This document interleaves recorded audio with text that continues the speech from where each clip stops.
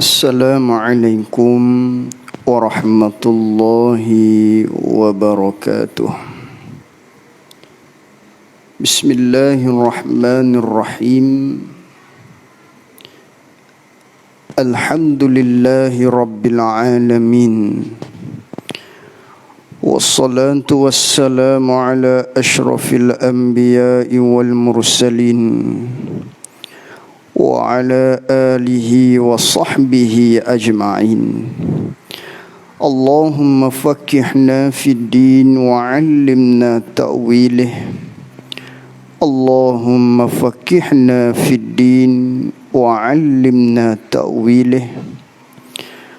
Allahumma faqqihna fid din wa 'allimna ta'wilih. Allahumma nawwir qulubana binuri hidayatika kama nawwaltal arda binurika syamsika abadan abada. Birahmatika ya arhamar rahimin. Rabbi shrah li sadri wa yassir li amri wahlul 'uqdatam min lisani yafqahu qawli. Allahumma salli wa sallim ala sayyidina wa maulana Muhammad. Qala al-muallif rahimahullahu ta'ala wa nafa'na bi'ulumihi wa bi'ulumina fid darain amin. Bab yang ketujuh pada menyatakan kasih akan dunia, hubbud dunia.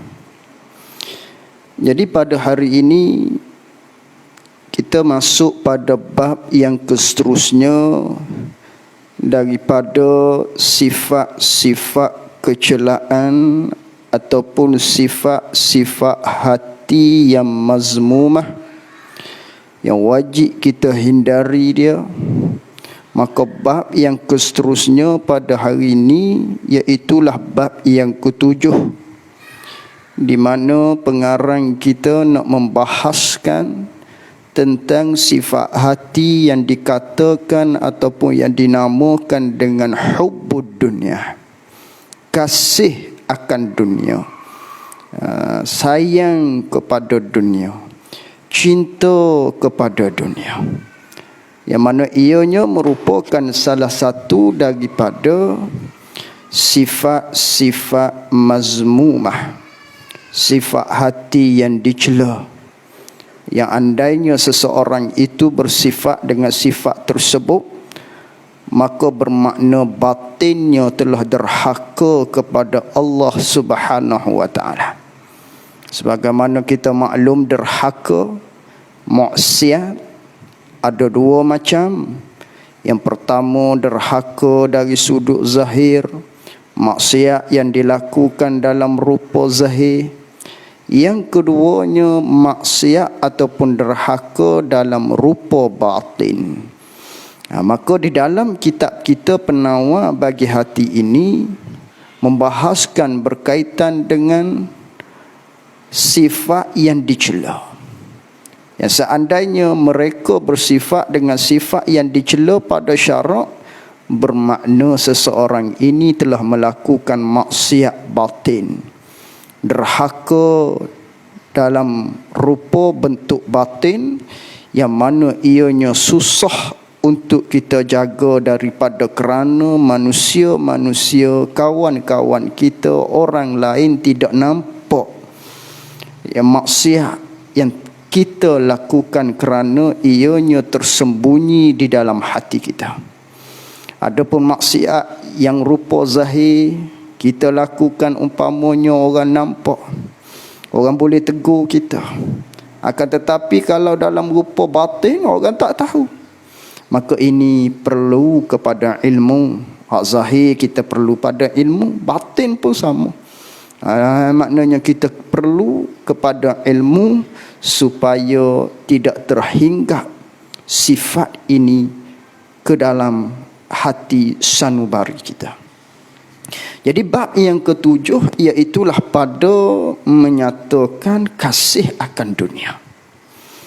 Maka kata pengarang rahimahullahu ta'ala, ketahui olehmu, hei penuntut-penuntut ilmu, akan bahawasanya mu kena tahu bahawasanya dikehendaki dengan dunia itu. Ta'rif dunia ni, yang mana kasih pada dunia ini yang tercela, sifat hati yang dicela. Maka dunia ni apakah maksud dunia? Ta'rif dunia, nak dikatakan dunia ni apa makna? Maka kata pengarang rahimahullah ta'ala, dikehendaki dengan dunia itu, maksud ta'rif dunia ni ialah tiap-tiap barang, tiap-tiap perkara yang di atas muka bumi. Tiap-tiap benda perkara yang adalah perkara ni atas muka bumi. Apa? Daripada segala yang diingini, daripada segala perkara-perkara hak nafsu nak, yang diingini oleh nafsu. Adapun benda atas dunia juga, tapi nafsu berat kepada benda tu, nafsu tak berahi benda tu, tu tak nama dunia. Misal seperti kita buat taat daripada sembahyangnya dan lain-lain, tu nafsu kita tak berahi tu, tu tak nama dunia. Dunia ialah tiap-tiap benda hak di atas muka bumi, hak nafsu nak, hak nafsu duk gila, tu nama dunia. Jadi dunia takrifnya iaitulah tiap-tiap perkara di atas muka bumi daripada segala hak diingini oleh nafsu, dan segala yang sedap-sedap. Maknanya takrif dunia ni ialah tiap-tiap benda hak di atas muka bumi daripada segala hak sedap-sedap, daripada segala perkara-perkara yang sedap nafsu kita, dan segala mata benda yang ingin akan segala mata benda tu oleh nafsu, dan luba ia berahi, ia suka, ia tamak, ia nafsu atasnya, atas segala mata benda tadi. Tu takrif dunia. Dunia ialah tiap-tiap perkara yang nafsu kita nak, tiap-tiap perkara hak nafsu kita sedap, tiap-tiap perkara mata benda hak nafsu kita tamak nak kepada dia, itulah namanya dunia. Itu takrif yang pertama. Jadi manakala begitu, dan harta dan kemegahan itu, dan bermula harta dan kemegahan itu setengah daripada dunia. Apa setengah daripada dunia, harta dan kemegahan tu? Ni ialah dua macam daripada segala bagai-bagai dunia, harta dan juga kemegahan tadi. Tu ialah setengah daripada kata dunia. Kerana apa pengarang kita mendatangkan begitu?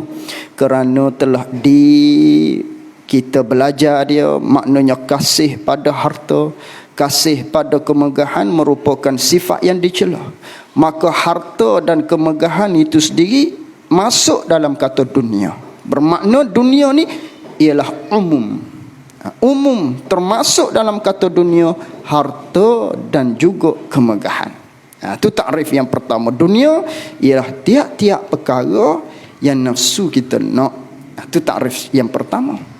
Kemudian takrif yang kedua ada kata begini, atau bahawasanya dunia itu, dunia ni, ini takrif yang kedua. Bahawasanya dunia itu, makna dunia tu pada takrif yang kedua ialah tiap-tiap barang, tiap-tiap perkara yang tiada memberi manfaat, Tiap-tiap benda hak tak beri guna, hak tak beri manfaat kepada kita bila kemudian daripada mati.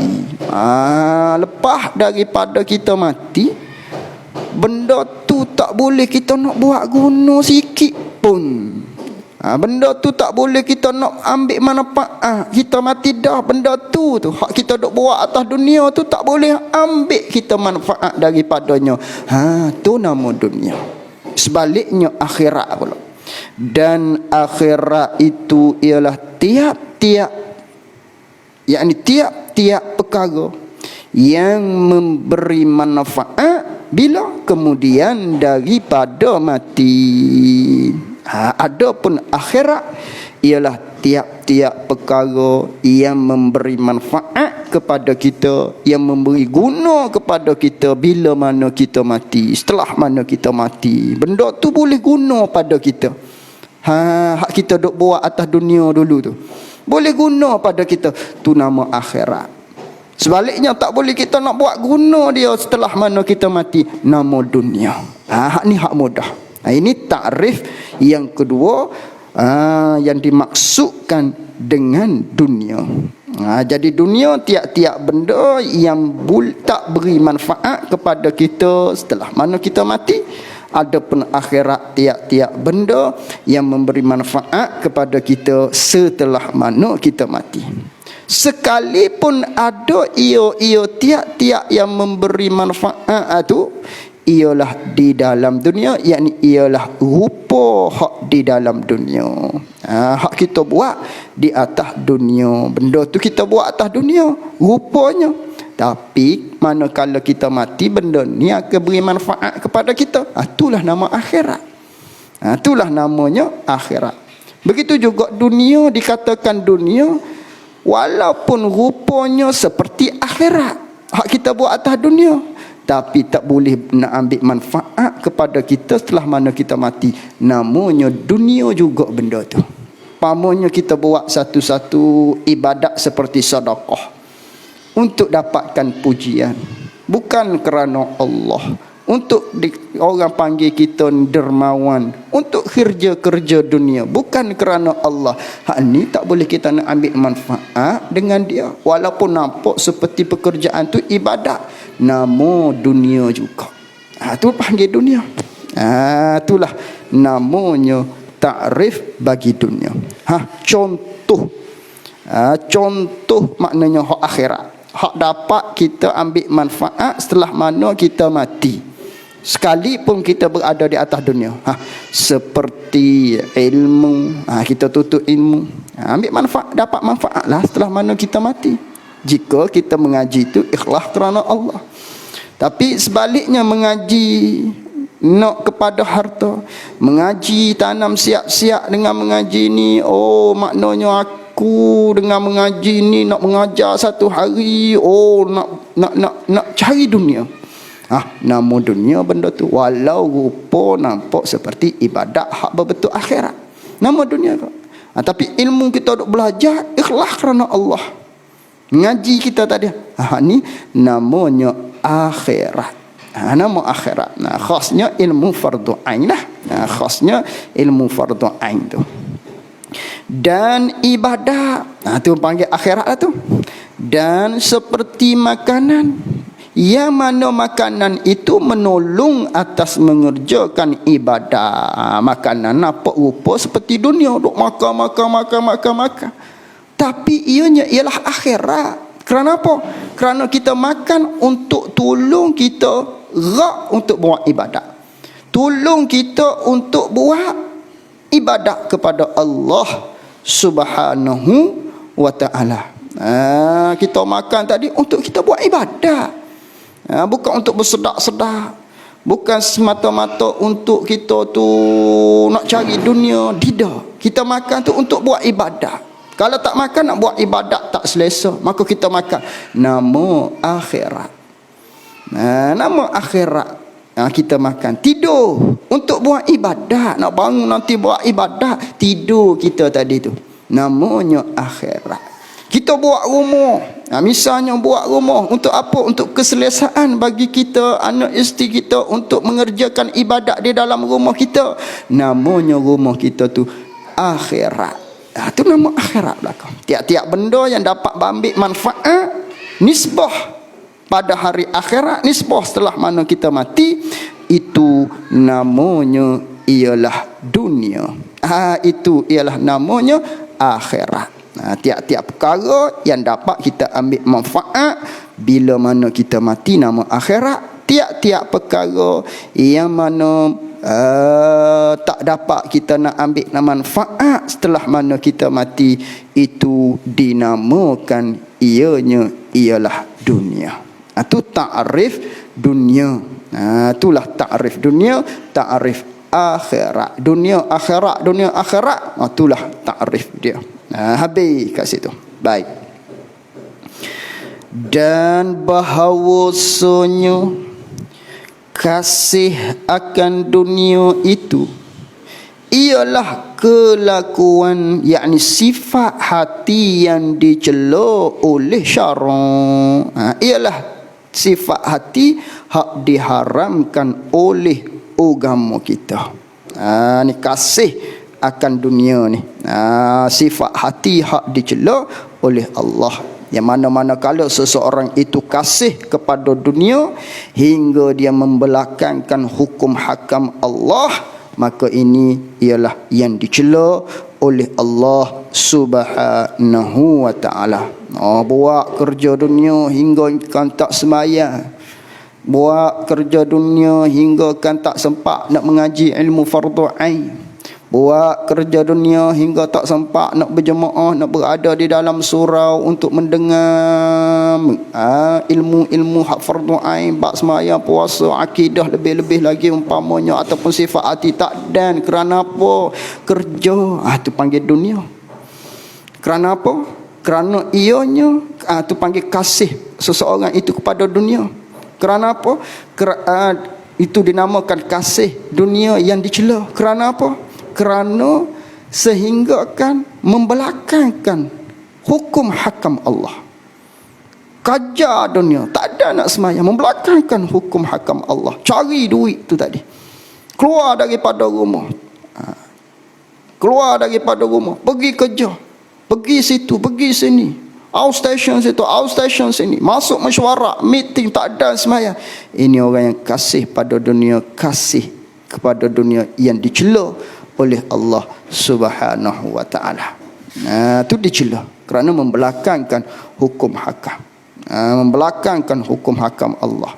Balik tengah malam, tak ada nak belajar ilmu fardhu ain, sedangkan dia masih tidak lepas ilmu fardhu ain. Ini seseorang yang kasih akan dunia, cari harta di atas dunia hingga membelakangkan, maknanya ia membelakangkan hukum Allah, kewajipan ke atas diri dia, yang mana tujuan hikmah Allah Ta'ala jadikan kita sebagaimana kita maklum untuk melakukan ibadah kepada Allah Subhanahu wa Ta'ala. Ini kasih pada dunia, ini ialah sifat hati yang dicela oleh Allah Subhanahu wa Ta'ala.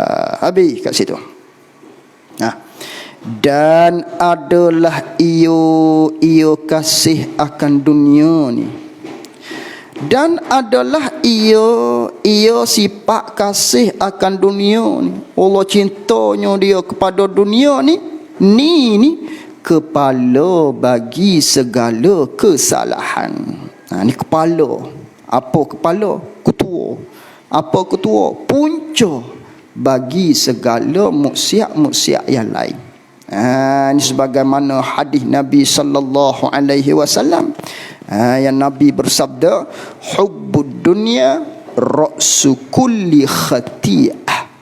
Kasih kamu kepada dunia, kasih akan dunia itu ra'su, punca, kepala bagi terjadinya tiap-tiap daripada segala macam kesalahan, maksiat-maksiat derhaka yang lain. Kerana kasih pada dunia lah. Tadi seperti kita contohnya, seseorang tadi keluar rumah, cari dunia, cari harta, sehingga kamu belakangkan, sehingganya tak semayang. Satu kesalahan pula. Cari dunia, misalnya orang yang buat rumah contohnya, dalam bulan puasa hingga tak puasa. Tengok, padahal benda tu mampu untuk dia berpuasa, dia tak puasa contohnya. Kerana apa ni? Kerana cari dunia, duk kerja, duk buat kerja misalnya, tak puasa. Ini punca bagi segala kesalahan. Mari kesalahan lain, mari kesalahan lain, mari kesalahan lain. Nak kepada harta, saham itu, saham ini, sehingga kan kerana nak carinya pada harta kemewahan tadi, sanggup beli saham-saham yang tidak patuh syariat umpamanya. Ataupun nak dapatkan projek rasuah tu, mari dah tu. Kerana nak kepada dunia, datang pula punca-punca, datangnya pula segala macam kesalahan yang lain. Kerana apa? Punca seseorang itu kasih akan dunia. Bila kasih pada dunia, sifat hati seseorang itu kasih kepada dunia, cinta kepada dunia, maka ianya ialah punca bagi datangnya segala maksiat yang lain-lain daripadanya. Di antara kesalahan hak besar sekali, mengekalkan kejahilan terhadap ilmu agama yang fardu ain ke atasnya. Kerana kasih pada dunia tadi tu, tak ada nak belajar ilmu fardu ain. Didik anak kita pula, cari dunia, buat begini, hantar situ, hantar sini, suruh dia berjaya di atas dunia. Tak dan kita nak ajar dia ilmu fardu ain, tak dan kita nak pimpin dia untuk belajar ilmu fardu ain, pergi kepada tempat-tempat hak mengaji ilmu fardu ain. Tak dan kita sendiri nak ajar anak isteri kita ilmu fardu ain. Kerana apa tadi? Kerana punca kasih kepada dunia. Inilah punca bagi segala maksiat yang lain. Habis itu. Telah berfirman Allah Ta'ala. Ini pengarang kita nak mendatangkan pula kepada kita dalil-dalil daripada Al-Quran dan hadis berkaitan dengan dunia ini. Tentang kedudukan dunia itu sendiri yang jangan sesekali kita kasih kepada dia. Wallahu a'lam wa ilmuhu wa atam. Jazakumullahu khairan jazak. Assalamualaikum warahmatullahi wabarakatuh.